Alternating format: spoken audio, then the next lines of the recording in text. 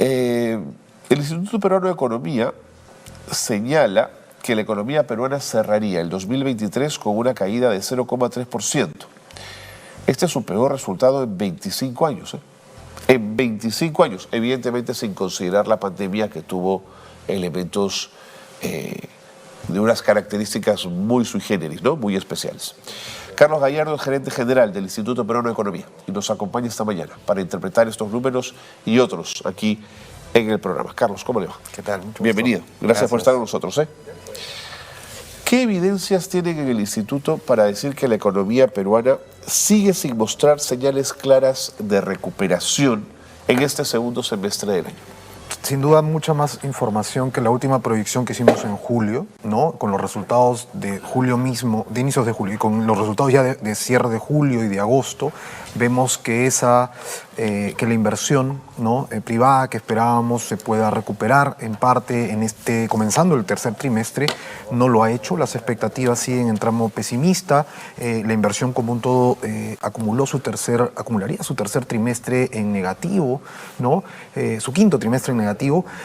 Eso en cuanto a inversión privada. Tampoco vimos recuperación en cuanto al consumo, ¿no? La demanda de bienes en comercio interno, en demanda de bienes importados, las expectativas propias del consumo tampoco mostraron una recuperación, y ahora se suma ya con las cifras cerradas de julio del empleo, ¿no? Que también tenemos una caída en el empleo a nivel nacional de 0,6% para el primer semestre, ¿no? Entonces, lo que esperábamos en recuperación en inversión privada y consumo no se dio. Vemos también empleo cayendo, y un cuarto aspecto sería inversión pública, ¿no? Que esperábamos que se mantenga a un ritmo. El MEF ha puesto bastante énfasis en que no sea un año común de nuevas autoridades donde se desploma la inversión pública. Ha hecho grandes esfuerzos, pero sin embargo esto ha ido perdiendo ritmo en los últimos meses, y entonces vemos también una caída en inversión pública en este último mes. Frente a este nuevo escenario macroeconómico, Carlos, ¿cuál es la proyección de crecimiento entonces de la economía peruana para este 2023? Ya nos vamos a un tramo de caída, en realidad, ¿no? De 0,3%, y ajustamos también la proyección del 24 con las expectativas, pues, de lo que pueda ocurrir con el fenómeno del Niño, y también en la esperanza de que esto que no vimos en el tercer trimestre se pueda ver ya sobre finales o inicios del próximo, ¿no? ¿Qué hacemos con un crecimiento de 0,3? ¿A dónde nos lleva? O sea, es terrible, como comentabas, es la mayor caída en los últimos 25 años, y yo creo que digamos, necesitamos ya acciones más concretas. La economía se ha cansado de que hablemos nomás, nos llevamos buenas cantidades de años hablando de las grandes reformas que se tienen que hacer en competitividad, en formalización, y seguimos yendo como una suerte de piloto, como decimos, automático, ¿no? Y claro, esperanzados en que los principios macroeconómicos nos van a mantener a flote, pero mira, incluso si el próximo año crecemos a 2%, Ajá, con 2% no alcanza para reducir la ¿no? pobreza, ¿no? Este año es probable que la pobreza alcance el 30%, eso ya es 800.000 personas más pobres, ¿no? Entonces, el próximo año creciendo a 2% tampoco vamos a retroceder, si es que acaso lo logramos, en grandes magnitudes este porcentaje de pobreza. Necesitamos al mediano plazo medidas mucho más concretas de lo que se están dando ahora, ¿no? Un crecimiento como ese tampoco captura nuevos profesionales en el mercado, ¿no? No alcanza, ¿no? No alcanza. Este año, mira, en promedio de los últimos años, el empleo crece alrededor de 250, 300.000 puestos de trabajo cada año, ¿ya? Este año te contaba que el primer semestre ya va cayendo, ¿no? Entonces imaginemos que no cae, simplemente queda en cero. Eso significa que por lo menos se han dejado de producir 250.000, 300.000 puestos de empleo este año, ¿no? Entonces eso es una gran cifra. Imagínate, claro, si el empleo decrece, ya estamos hablando de más de 300.000 puestos de trabajo que no se van a generar este año, ¿no? Ahora, ese empleo que no se genera es el empleo formal. Es todo tipo de empleo. Es todo tipo de empleo. Okay. Si nos vamos al formal, hay que ser mucho más específico, es mucho más pequeña la cifra, pero digamos que hoy seguimos más de 100.000 empleos por debajo de niveles de pandemia, ¿no? O sea, empleos de calidad por debajo de niveles de prepandemia, ¿no? Entonces no hemos ni recuperado el empleo de calidad de ese momento. Con las cifras de este año nos va a tomar más tiempo hacerlo. Estos números revelan que nos encontramos en una situación parecida a qué momento de nuestra historia reciente, Carlos. Mira, Claro, quitando pandemia, que tú decías, es un momento pues, particular. Muy especial, así es. Nos retrocedemos a la crisis financiera de mexicana, del año 98, asiática, donde, claro, es una crisis financiera particular, golpea a todo el mundo, y eso es algo que no vemos hoy, ¿no? Porque si bien tenemos fenómenos internacionales que han afectado a varios países, ¿no? Países todavía combatiendo la inflación claro. y la ralentización económica producto de la pandemia, lo concreto es que Perú viene de un lapso hasta el 2022 donde lideró el crecimiento en la región latinoamericana, o sea, los últimos 20 años Perú lideró ese crecimiento y hemos pasado ya con este año van a ser 2 años en que perdimos ese liderazgo, ¿no? Y se espera que el próximo año sigamos ahí, o sea, países como México y Colombia están creciendo a tasas más grandes y entonces uno se pregunta ¿qué nos ha llevado a perder ese liderazgo, ¿no? Y qué podemos hacer para retomarlo, ¿no? Entonces, volver a crecer a tasas del 4% requiere acciones mucho más grandes. El Banco Central ha indicado, ¿no?, como el crecimiento potencial del Perú, o sea, cuánto más podemos crecer cada año, se ha ido reduciendo de más de 6% en la primera década de este siglo a estos últimos años ya a 2%. Entonces, casi que hemos reduciendo un tercio esta capacidad de crecer. Y qué pena, porque habíamos luchado tanto para reducir pobreza y habíamos conseguido cifras tan auspiciosas, si quieres, Carlos, que volver a ese 30% es una tragedia.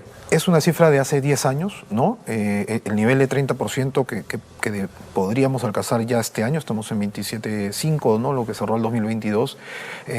Llegar a 30% es como retroceder algo más de 10 años en reducción de la pobreza, que es, si quieres, sin duda, uno de los principales resultados de este crecimiento que hemos tenido en los últimos 25 años del crecimiento, esta reducción casi 40 puntos de la pobreza, ¿no?, del año de inicios de siglo a la actualidad, y más cuando fue el periodo prepandemia, ¿no? Y también una reducción de la desigualdad. Eso es lo que vamos a perder en estos años. De acuerdo.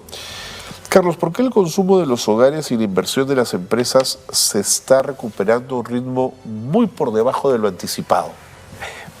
Yo creo que buena parte tiene que ver con las expectativas, ¿no? O sea, este gobierno, si quieres, está mejor que el anterior, en el sentido de que da una tranquilidad, ha mejorado los cuadros a niveles ministeriales y ya con eso es bastante, ¿no? Porque la destrucción, si quieres, del aparato estatal que estaba ocurriendo, sin duda nos iba a llevar a resultados peores. Sin duda, parte de lo que estamos viendo también es esa causa de esas decisiones tomadas hace un año, ¿no? Hay una suerte de rezago, si quieres, en esas graves decisiones tomadas hace un año. Entonces, hay culpa todavía de la ejecución anterior. Pero entonces ves cómo, si quieres, estamos en una situación mejor, pero no terminamos de dar muestras concretas de que estamos respaldando la inversión, si quieres, desde el Ejecutivo, desde este Congreso, ¿no? Ejemplos claros, en Perumín tienes una posición de un ministro de Energía y Minas con respecto a un proyecto tan importante como Tía María, y luego el Premier sale como a enmendarle la plana.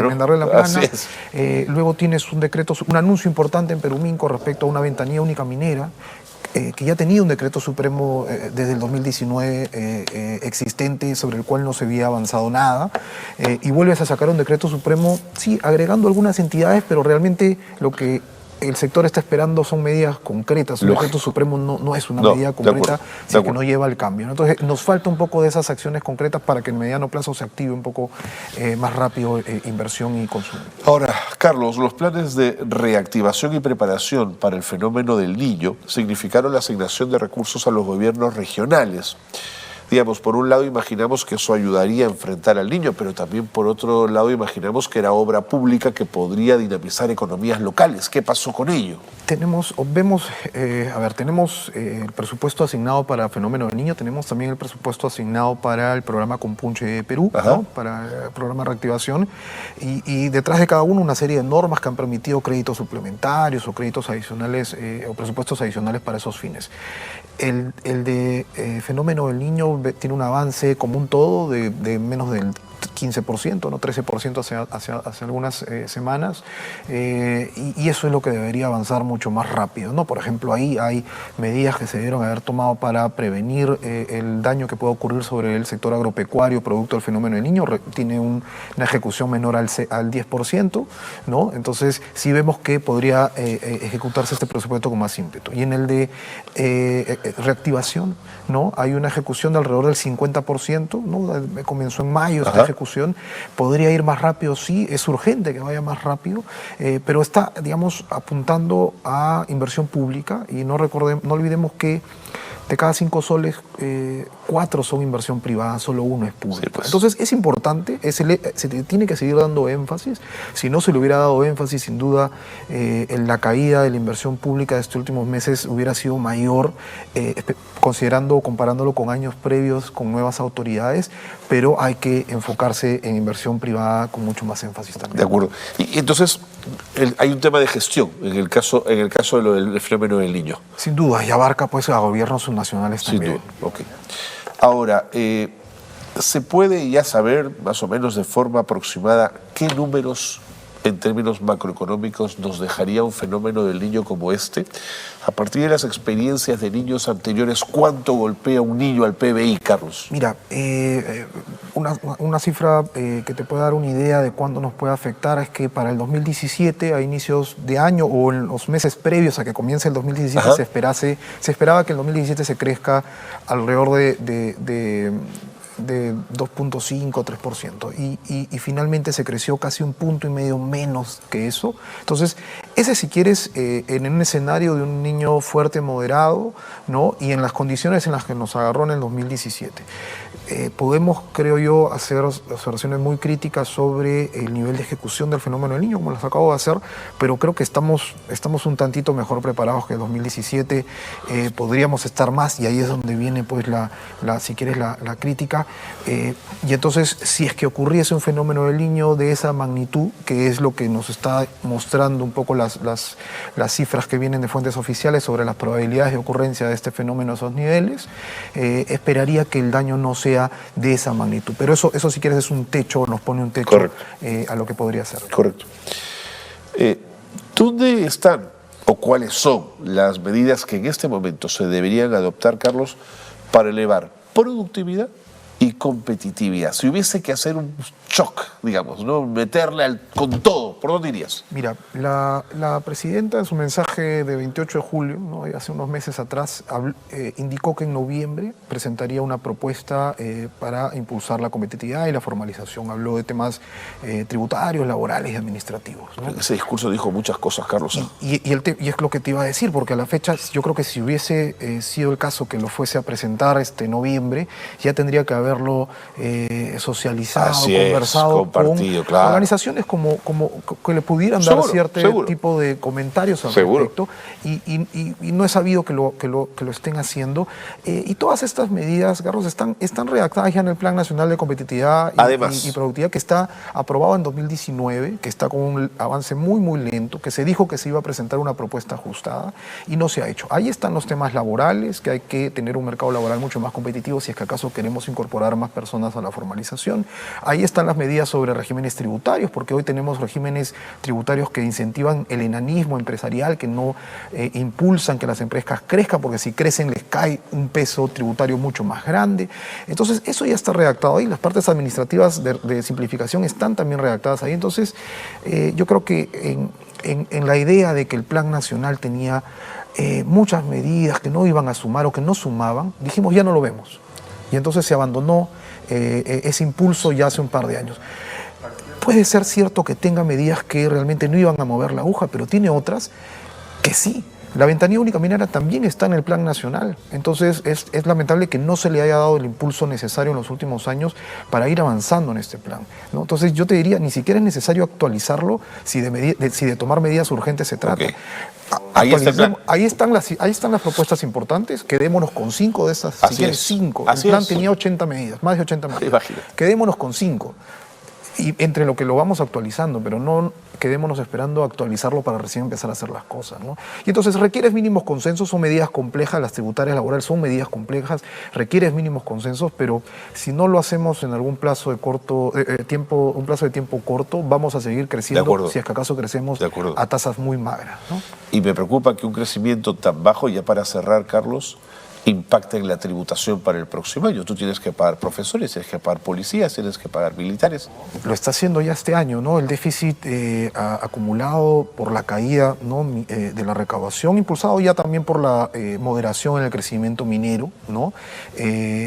Ha llevado que el déficit esté alrededor de 2.6%. Esperamos que cierre alrededor de esa cifra y no alrededor del 2.4%, que es el límite aprobado por ley. Entonces, eso compromete las finanzas este año y las próximas, ¿no? Ahora, sin duda, esta seguridad macro que tenemos, estos principios macro que seguimos bastante al pie de la letra y que nos ha caracterizado los últimos 20 años pues, por hacerlo bien, ¿no? Nos da holgura para tomar otras medidas y financiar estos aspectos sociales de otra forma. Carlos, gracias por haber estado con nosotros, gracias al Instituto Peruano de Economía por esta mirada. Gracias. Gracias por estar aquí. Carlos Gallardo, gerente general del IP, el Instituto Peruano de Economía, ha estado con nosotros en el programa.